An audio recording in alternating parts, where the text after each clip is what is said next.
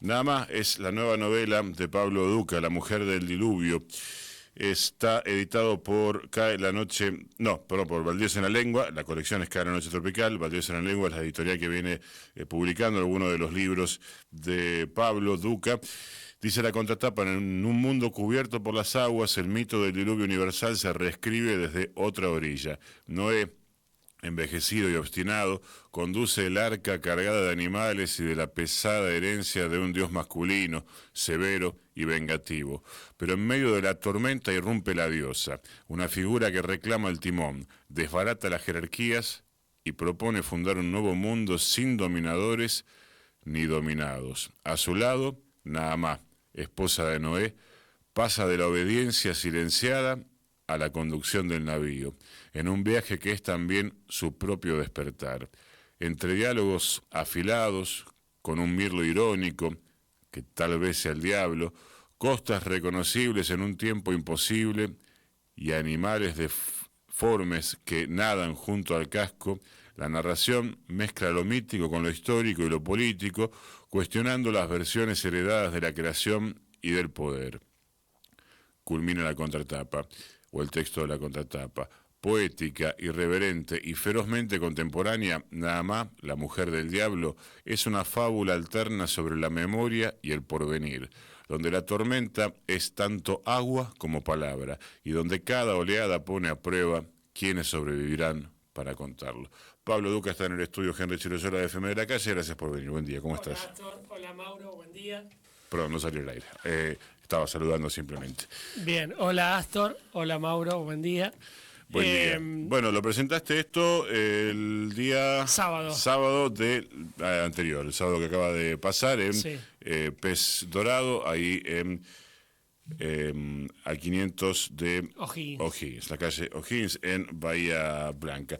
Es una novela, más o menos ahí pusimos la trama, pero una cosa es hablar de la trama y otra cosa es preguntarte de qué habla el libro, porque toma muchos temas, y yo quisiera referirme antes de preguntarte algo que dijo uno de los, estuvo el editor, no recuerdo el nombre, si querés. Nicolás Antonioli. Nicolás Antonioli, y estuvo Agustín Hernandorena también presentando el libro, y él dijo algo que me pareció interesante esa introducción, que es que quienes nos pensamos dentro del ámbito del pensamiento crítico, o de que no aceptamos ciertas cosas así como están dadas del poder político, de la organización social, económica, cultural, no deberíamos solo hacer ejercicio de la crítica en torno de eso que se ve, es decir, del modo de organización social, económica y cultural, sino de los mitos que lo fundan.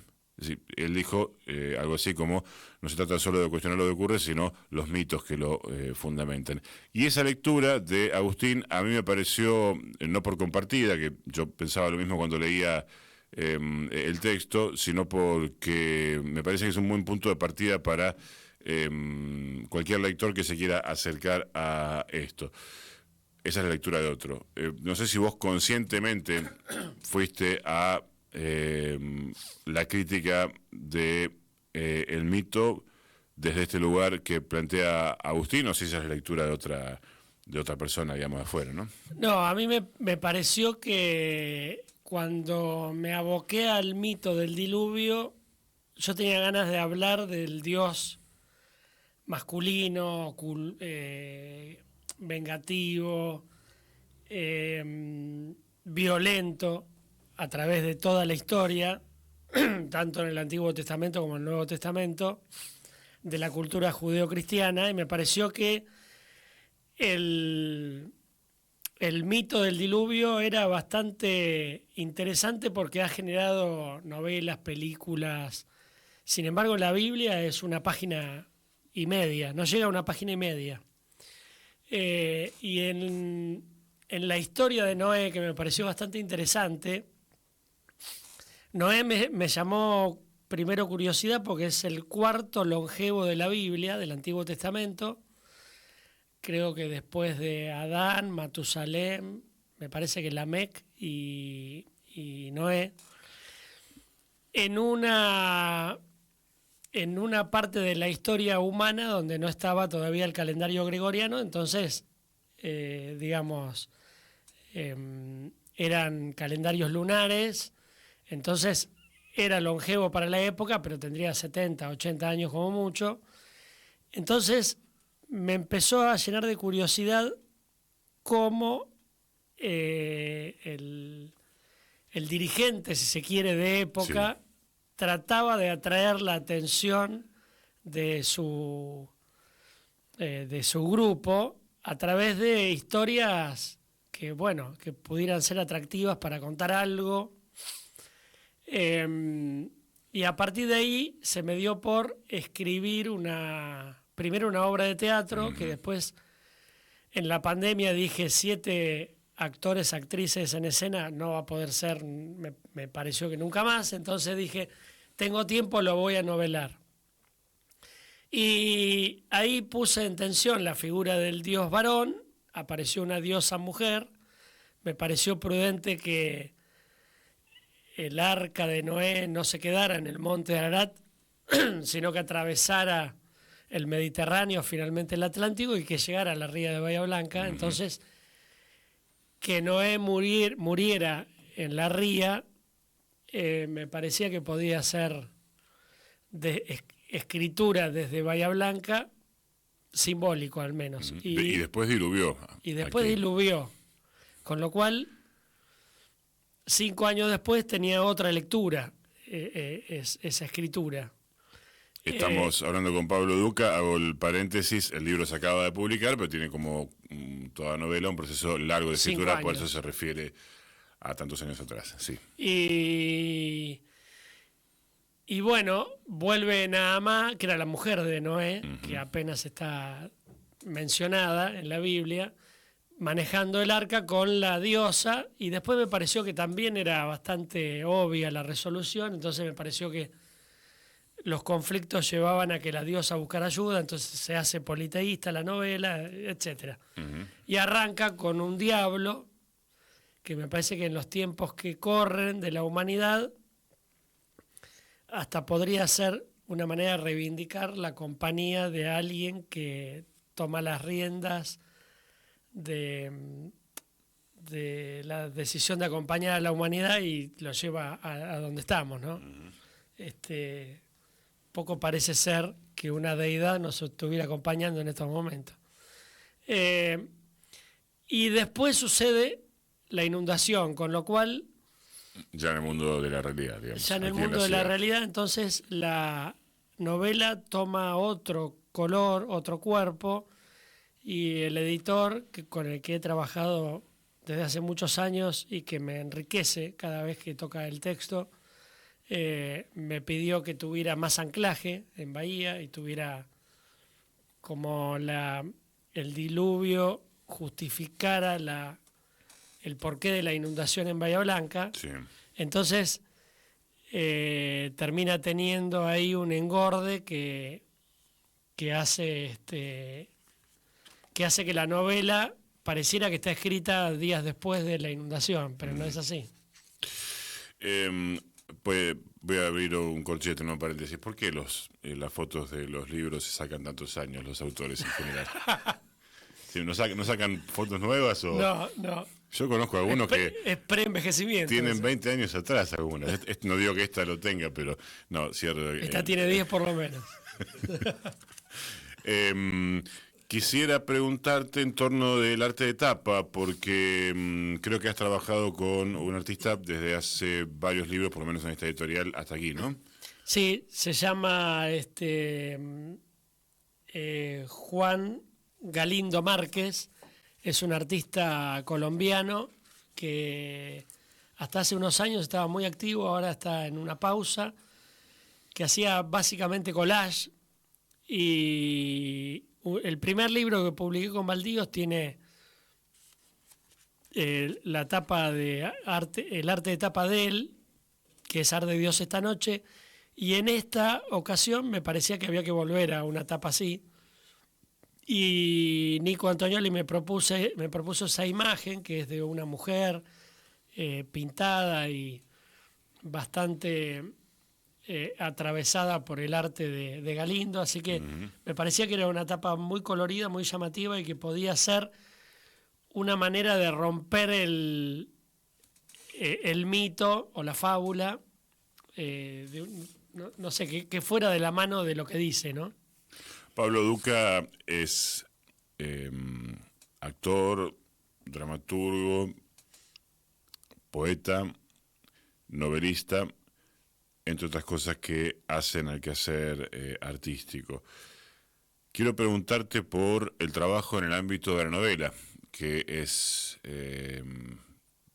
tiene sus especificidades en las artes escénicas, hay el cuerpo sobre justamente un tablado, unas tablas, hay el público. En la novela, ¿qué? ¿Cómo se trabaja? ¿Cómo trabajas vos particularmente? ¿Qué encontrás ahí expresivamente? La novela te exige que tengas una historia en la cabeza que sea de largo impulso, ¿no? Que vos te pongas a escribir y que no tengas ansiedad en terminarla. Esta tiene 5 años de escritura, tal vez 7 si tomo la obra de teatro previa que le da inicio. Claro. Tengo otra que saldrá el año que viene, que la empecé a escribir en el 2009. Crónicas del Miravalle también llevó 3-4 años. A mí me parece que una novela te obliga a controlar tu impulso de verla mañana en algún lado y que la historia te meta a sentarte todos los días a darle algún tipo de sentido, aunque lo que escribas finalmente lo descartes o vayas para otro lado. Sí. Yo lo que decía el otro día en la presentación es que me pasa lo contrario a lo que debiera suceder en alguien que escribe una novela, que es que arma una estrategia de escritura, ya sabe cómo va a terminar o más o menos lo presume, y a mí me pasa todo lo contrario, me pasa que yo me siento a escribir y dejo que la historia me lleve a pedirme que vaya para un lado o para el otro, que los personajes casi que me piden que hablen y que te sorprenda. Sí, y eso me parece que sucede porque yo me meto en un lugar de imaginación que me dejo llevar y eso me entretiene a mí, ¿no? No sé si hace finalmente a la estrategia de la conducción de la novela que tenga sentido, pero en mí tiene sentido. Claro. Entonces ahí me permite jugar. Digo, claro, juego es la palabra. Digo que te sorprenda porque hay en ese modo de escritura, hay dos grandes modos en este rubro, que es uno más estratégico, que ya sabe más o menos, o sabe los puntos centrales por donde va a pasar, luego se sienta y lo escribe, y otro que se sienta frente a la computadora, en tu caso, ¿no? Sí. Y va tirando piolines y de golpe tal el personaje responde de una manera que vos no sabías tal vez antes de sentarte a escribir, no. o tal escenario cambia o empieza en un lugar, es decir, esa sorpresa, que ahí hay algo de cierto goce estético pero físico cuando ocurre algo así que no tiene tal vez comparación con, por eso hablaba del arte de la novela, con otro tipo de, tal vez se parezca a un hallazgo en la composición musical, ¿no? Cuando aparece algo que era inesperado, que te sorprende, que finalmente, bueno, después reposa y uno lo deja porque efectivamente funciona. A veces hay cosas que tal vez no, pero hay algo, ¿no? de un goce físico, incluso además intelectual, en esas sorpresas que da el texto. Sí, y aparte lo que me pasó es que empecé digamos, yo tengo una formación, fui a Acción Católica, o sea, tenía una formación que me permitía más o menos arrancar con alguna idea de lo que iba a escribir, pero en el devenir de la escritura también tuve que ir a buscar más información. Hay que investigar, claro. Que tenía que ver con la época de los deshielos, Ujú. cómo se formó el Mar Negro, qué pasó o supuestamente qué pasó con cada uno de los hijos de Noé y de Namá, cosas que no tenía previsto cuando me senté a escribir y bueno, en el devenir me fue pidiendo información que tuve que ir a buscar, entonces eso también me conformó cada uno de los personajes para poder separarlos y que no se vieran tan parecidos, que es el desafío inicial de cada uno, ¿no? Ujú. Hay muchos personajes, ¿no? Noé, Namá, Dios, la diosa, los dioses que aparecen. Luego los hijos. Los 3 hijos y las 3 nueras, digamos. Claro. Y los paisajes que van recorriendo, bueno, los animales, lo que ocurre entre toda esa fauna, he dicho ahora, metafóricamente. Namá, la mujer del diluvio, es de Pablo Duca, editó Baldíos en la lengua. ¿Se puede conseguir? ¿A dónde? En principio me pueden escribir a @pablo.duca en Instagram Sí. y, y les acerco algún ejemplar.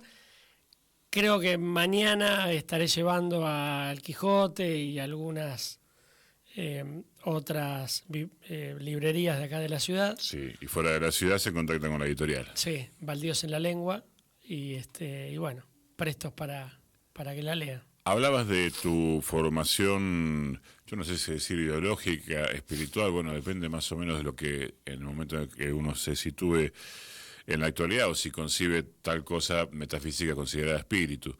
Pero hablando de tu formación en ese sentido, ¿cuál fue tu punto de partida y en qué lugar estás? Es buena esa pregunta. Yo fui católico, digamos, mirá, durante mi niñez y adolescencia, casi un devenir de la familia. Ujú. Después me fui a La Plata a estudiar y dejé de practicar mi catolicismo hasta que finalmente, A estudiar ya medicina. metido en la carrera, en la carrera médica, digamos, fui agnóstico. Eso Y- por mandato científico. Y casi que va de la mano, el descreer va de la mano un poco de la ciencia. Y después me pasaron 1.000.000 de cosas, casi que en el mismo año, personales, que me hicieron tumbar ese agnosticismo. Entonces me encontré con que tenía una espiritualidad y creo que me considero budista.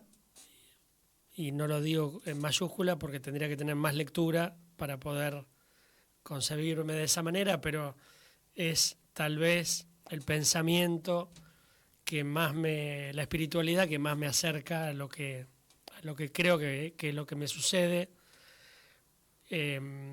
hoy en día. Me parece que estoy en ese lugar. Y creo que sí, que hay una espiritualidad, que la tengo, Sí. que tiene que ver más con la energía y con el... También es un pensamiento colectivo, ¿no? Y yo me fui hacia ese lugar, hacia Ajá. ese lugar. El catolicismo tiene mucho de que yo para salvarme tengo que hacer tal cosa. Primero hay mucha culpa, pero también como es un trabajo individual. Sí. Y el budismo me parece que te invita a otro pensamiento, más vinculado a la comunidad y qué sé yo me encuentro en ese lugar, digamos, no me veo separado de nadie. Hay una transacción en el negocio de la salvación que tiene que ver con Total. cantidades de Padre Nuestros, Ave Marías Total. o Esta macana, ¿cuánto me cuesta? o de las ejaculatorias que son como anticipatorias, digamos, ¿no? Bueno, Lo interesante es que estoy diciendo un chiste, digo, siempre, Que no se ofenda a nadie. siempre las cuestiones de fe son bastante más profundas que esta Sí, pavada que claro. acabo de decir. Pero lo decía Pero aplican. en algunos casos sí, o las sucursales que atienden a veces Claro. las cuestiones de la espiritualidad tienen, digamos, en su sistema financiero otras creencias. Estamos ¿Alguien- con Pablo Duca, sí. Alguien judío no diría practicante, sino activista de institución, digamos, Sí. para ponerlo en algún lugar, me dijo, no te metas con la fábula del diluvio porque es una fábula fundacional del judaísmo, no te metas ahí. Ajá. Con lo cual casi que me instó a que lo hiciera. Sí. Y bueno, me parece que así como Saramago tomó ¿Lo leyó ahora? No creo. Así como Saramago Sí. tomó la figura de Cristo en el Evangelio según Jesucristo, que Sí. me pareció lo más bello que he leído, y humaniza a la figura de Jesús, y después Caín, en su novela Caín, me parece que esos mitos que son ficcionales, que son puramente ficcionales, tranquilamente se pueden reficcionar. Y actualizar y Sí. jugar con ellos. Y se trata de jugar y de pensar, exactamente. Total. A la literatura permite esas cosas. Está Pablo Duca hablando de Naamá, la mujer del diluvio. Es su última novela. Decías que estás por publicar alguna otra, creo que en Perú, ¿habías dicho? Sí, McCartney no murió, que es una novela que empecé a escribir en el 2009. Se va a publicar el año que viene en una editorial peruana que se llama Kuntur, así que bueno, Perfecto. la historia sigue. Yo no quiero hablar más de la novela, que vos hables más de la novela, porque las novelas hay que leerlas. Las entrevistas Sí. son, digamos, excusas, impulsos para pedirles que vayan a comprarla, o si no tienen dinero, porque ese es un tema también que podríamos incorporar como tema obligatorio para hablar con todos los escritores, que es el precio excluyente de los libros. No es el Sí, caso, pero, sí, digamos, pero en general, comparto. si la economía te deja sin guita para comer, mucho menos para En leer. este caso, si quieren leerla y no tienen, Sí. por supuesto, por qué comprarla, me escriben y yo, por supuesto, que se las doy. Bueno, esa es en una mano. política posible, ¿no? Se la doy de mano. Yo creo que, en mi caso, yo pretendo que tenga lectura, más que... Sí, claro. No sean ratas los que tienen, porque después están los que... Claro, yo conozco más de uno que paga 50.000 pesos para ir a ver a Rojas, no me acuerdo cómo se llama, el ex Nochero, y después a un concierto de un grupo local dice, es mucho, 12.000 Claro. pesos. Esos son unos ratas miserables. Sí. El que no tiene, no tiene, y no tiene ni para 10 ni para 20. No ni suele para- ser el público que escucha FM de la calle, ¿no? Los ratas, alguno Sí. que otro, discúlpenme, alguno que otro debe haber. Bueno, muy bien. Estamos con Pablo Duca, hablamos de la fe, hablamos de la novela, hablamos de la próxima novela, McCartney no murió, y en qué más andás, si querés contar cómo vas terminando el año, artísticamente, digamos, ¿no? Y Bueno, el próximo. estoy haciendo funciones de Cama 5, Ujú. que como me doy cuenta que algunos no la vieron, entonces la seguiré haciendo. Perfecto. Hay una entrevista que hicimos sobre esa obra, Sí. si no me equivoco, colgada en algún lugar de la página web de la Sí. radio o en algún espacio. Y Cama 5 cada tanto se renueva, hice una función Sí, con Bernardo Monk, Exacto. que es un saxofonista increíble y compositor, y se sumó a la obra en una ocasión, y vamos a hacer una función en Café Vinilo en enero también. Me voy a Chacabuco a hacer a fin de mes una función, después en La Plata. Viste que esto de cuando un actor se sabe el texto, después es difícil abandonar una obra. o sea, conviene estudiar, decís, Claro. primero. Claro. Y por otro lado, yo tampoco estoy muy de acuerdo con esto de última función, ¿viste? Sí. Abandonar una obra, qué sé yo, cuando hay una oportunidad para hacerla, para volver a hacerla. A mí me parece que es cierto, en algún momento hay que dejar un proyecto para agarrar otro. Hay algún proyecto en mente y que recién arranca. Algún proyecto que también involucra a Cande, a mi hija, que está haciendo diseño en imagen y sonido en Buenos Aires, con lo cual ya estamos en un momento de cruzar un poco el teatro y lo audiovisual con ella, que para mí sería algo maravilloso como padre. No sé para ella como hija, pero para mí es un anhelo, ¿no? Aparte tiene una mirada muy sensible, muy interesante. Y bueno, básicamente con eso es lo que más me entretiene ahora. Cama 5 no deja de sorprenderme porque como es una obra tan dinámica y la locura es algo que, lejos de ser parte de nuestra historia, es parte de nuestro presente. Ayer escuchaba a Ofelia Fernández hablar de su documental que habla bastante sobre la ansiedad, y un poco lo pegaba con Cama 5, ¿no? Mientras la escuchaba, porque